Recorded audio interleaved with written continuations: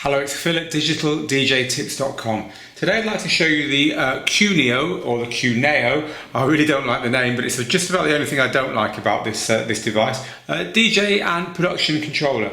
This device is unique in a few ways. Firstly, it was funded via Kickstarter by people pledging to buy one ahead of time and putting their money where their mouth is in order to fund it. It was well over 11 times oversubscribed on Kickstarter, so obviously it inspired the imaginations of DJs and producers out there. It was first available, or first viewable if you like, at the NAMM show in 2012, but we've just got a chance to get our hands on one now in autumn 2012 because they are delivering units finally, so it's all worked out for them. So here it is. Here is the unit itself. Now, what's unusual about this controller is the fact that its buttons and pads, its various controllers are all multi-touch, or rather a lot of them are multi-touch. So for instance, these have got different areas where you can touch them to do different things, but they are also multi-LED, so you can see there's different colour LEDs going on inside these, and they're also velocity sensitive.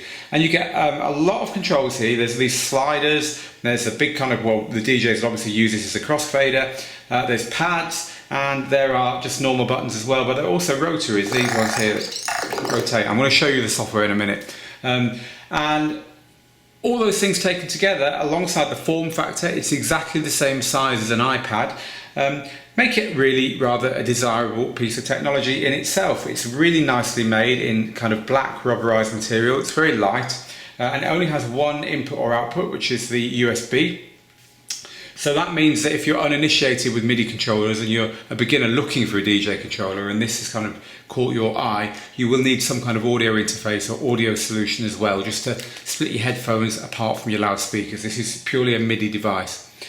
It's aimed at everyone who uses MIDI software of any kind. So we could be video jockeys, we could be lighting people in clubs, we could be people using these as drum pads, or Ableton DJs, or we could be using it as to control synthesizer software or samplers. Anything. But out of the stuff that is in the box, if you like, although you actually have to download it from the website, but out of the stuff that mappings for this are provided for, mappings simply being the bits of code that sit between your software and the unit to tell it what to do, the mappings are provided for no less than 3 pieces of DJ software. There's Traktor, Serato Scratch Live, and Mix, the open source alternative. And if you search for Mix online, there's 3 X's on the end of it, just to help you out there. And that doesn't include Ableton Live, which also comes with a mapping for, which can be used for DJing too. So it's obviously got a DJ spin on it. It's obviously something that Keith McMillan, the company behind it, are expecting DJs to use.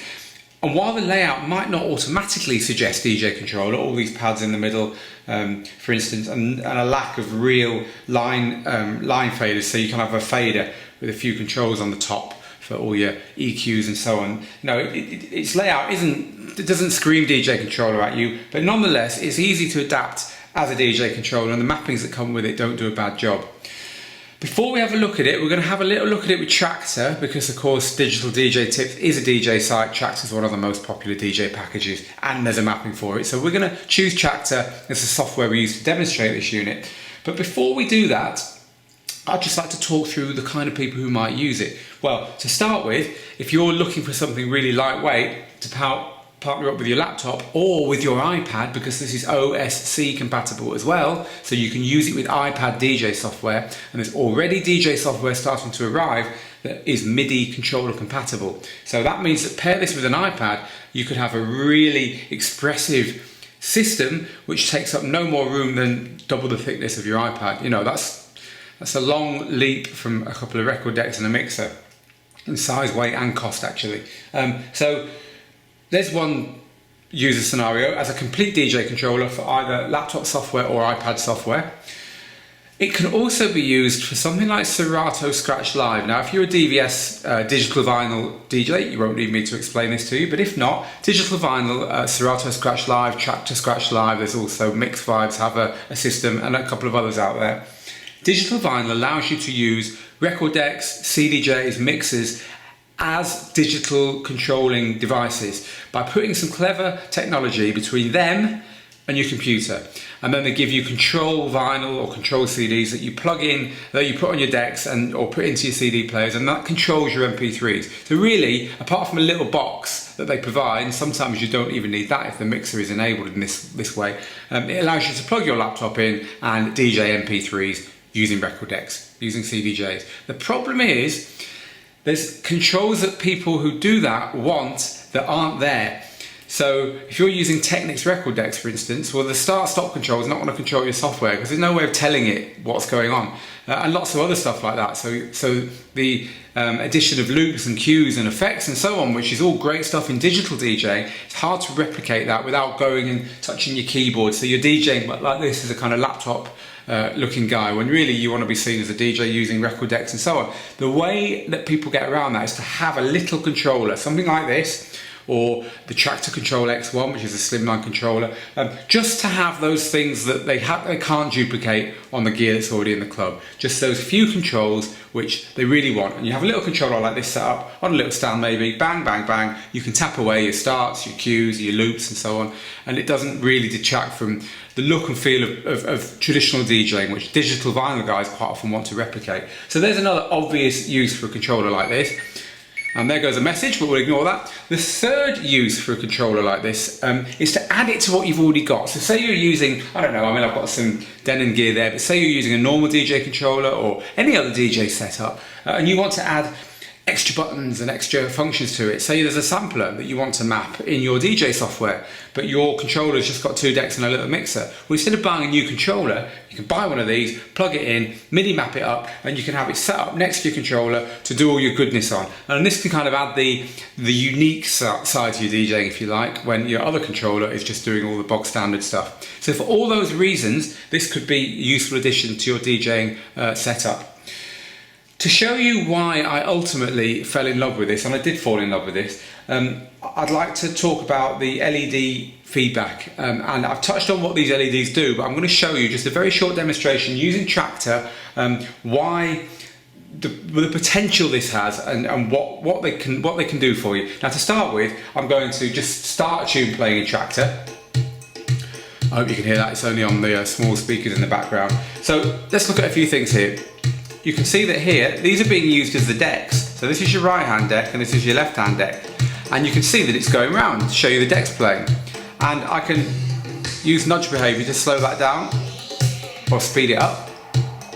I'd also like to show you the pad here, which is actually your play pause button. Notice how it's flashing in different colours through every beat. So as soon as the kick drum comes, it's at its brightest, just before the kick drum comes actually. So it's pulsating in time with the beat. So you've got 2 of these going. If I had something on the other deck, well, there's an easy way of glancing to see if your beats are lined up without actually listening to it. Here, of course, the reason I love this is that it's showing you the transport on the deck, so it's very intuitive.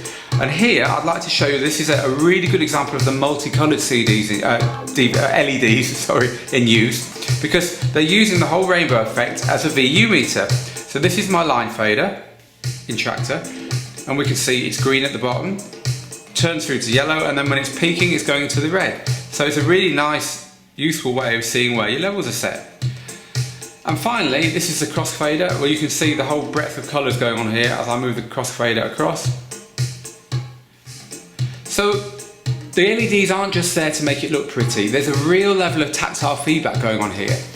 Also, I'd like to show you the multi-touch quality in this. Just get that back on, I don't think we need it, but I'd like to show you the multi-touch qualities in this by looking at the loops here. Now this has been set up to loop from 1/4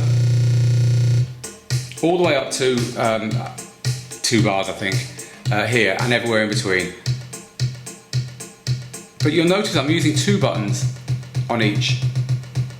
If I had something going on the other deck, I would be using the top ones as well, because these are mapped to be cues on all the decks, on both the decks. There's 4 places you can touch those. In fact, there's multiple ways of using that, because for instance, if this is mapped to an XY effect, you could put your hand on it and move around and the unit would know you were moving around.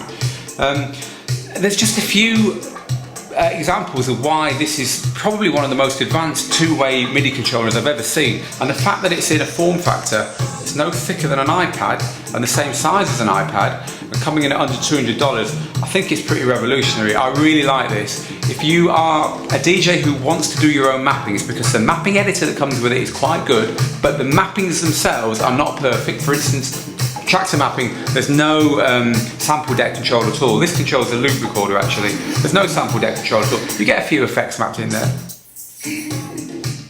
There's our filters. There's some effects down here as well. But you're going to want to tweak this mapping to suit you. These are currently set to cue points. Let me just stop the music playing there. These are set to cue points at the moment, but you could use them for other stuff. And these are kind of play, pause and sync. And currently you've got headphone volumes going up along here. But you're going to want to remap this thing. You're not going to want to leave it as you bought it. If you're the kind of person who's going to buy this, you're definitely the kind of person who's going to roll your sleeves up and map it to be what you want. But I just think one of these on an iPad stand sat behind your decks or behind your controller, giving you the extra buttons in them, set of mappings you sorted out with all this tactile feedback coming from the LEDs is something special. So that's it, the Keith McMillan QuNeo.